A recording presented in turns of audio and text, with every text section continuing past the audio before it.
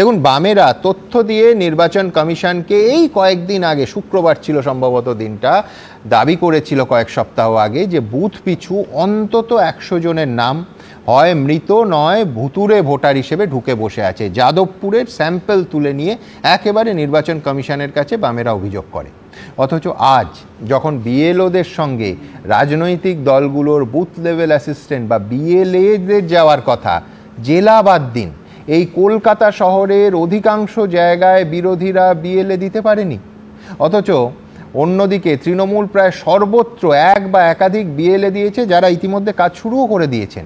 এরপর এসআইআর শেষ হওয়ার পরে কৌস্তব, যদি বামেরা বলে বা যে কোনো বিরোধী দল বলে যে আবার ভুলে ভরা হয়েছে, আগের মতোই তোমাদের পরিসংখ্যান অনুযায়ী ভুতুরে ভোটার সব রয়ে গেল, কিংবা তৃণমূল বিজেপি সেটিং হয়েছে, তখন কি কোনো লাভ হবে? এখন বুথ পিছু একটা বুথে লোক না দিতে পেরে বিরোধীরা কোথাও কি ওয়াকওভার দিচ্ছে? এই যদি ছবিটা হয় ভোটের সময়, পোলিং এজেন্ট বিরোধীরা দেবে কি করে? এই প্রশ্ন তো উঠবেই। সুমন, আমি শুরুতে বলবো যে এতদিন দেখতাম বুথ দখল, ব্যালট দখল, গণনা দখল, এখন বিএলও দখল করার চেষ্টা হচ্ছে।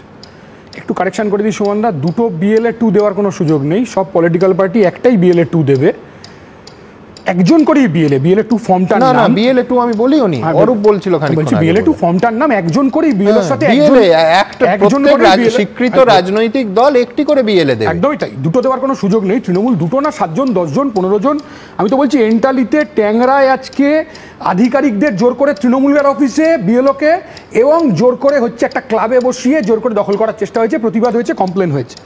প্রশ্নটা সেটা না, প্রশ্নটা হচ্ছে অনেক সময়ের দরকার ছিল।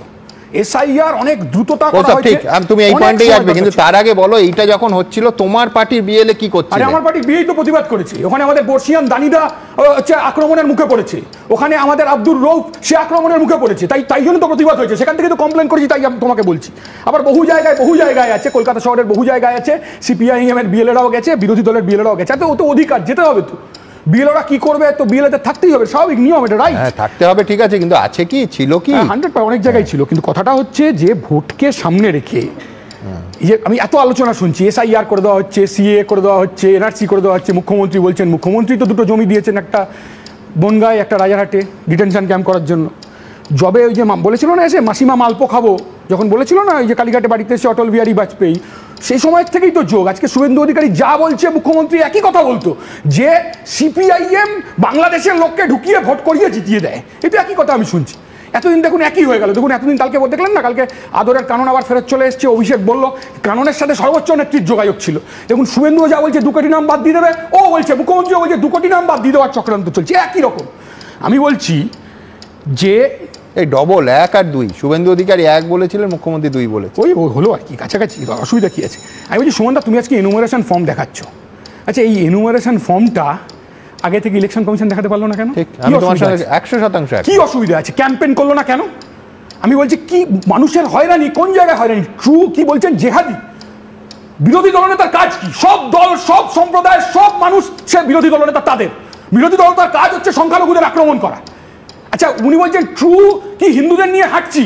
আর তারা তো সবচেয়ে বেশি সমস্যায় পড়বে, মতুয়ারা সবচেয়ে বেশি সমস্যায় পড়বে, আদিবাসীরা সবচেয়ে বেশি সমস্যা পড়বে বিজেপির এই হঠকারী সিদ্ধান্তের ফলে। আচ্ছা, 2002 সালে এসআইআর হয়নি, কিন্তু এসআইআরটা ইন্টেনসিভ কেয়ার হয়েছিল। আচ্ছা, 2002 সালে ভোট ছিল না তো, ভোটকে সামনে রেখে হয়নি তো, গোটা ডিভিশন হয়েছিল।